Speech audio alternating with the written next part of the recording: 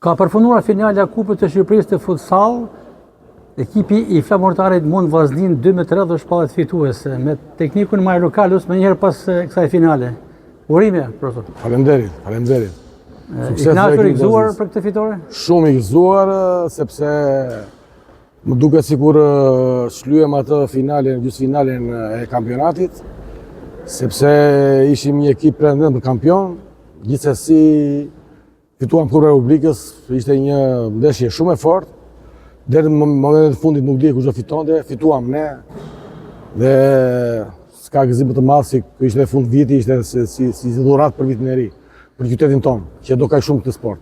Në fakt Vaznia kaloi 2 herë në avantazh, 2 herë e barazuat dhe në pjesën e dytë e përmbyset.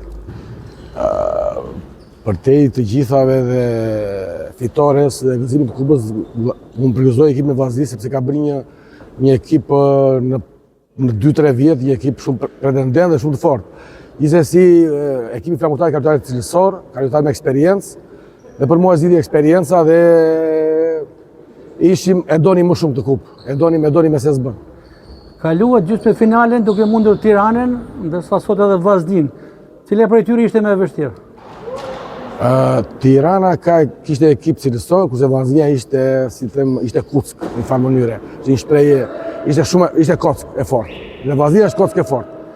Kjo fitore për kë shkon, profesor? Gjithsesi, unë dua të përgëzoj gjithë lojtarët, dua të përgëzoj familjen time që janë nga afër dhe nuk dua të lë pa përmendur drejtoreshën e klubit Sport Flamurtari që ka qenë çdo moment, çdo sekond pranë këtij ekipi.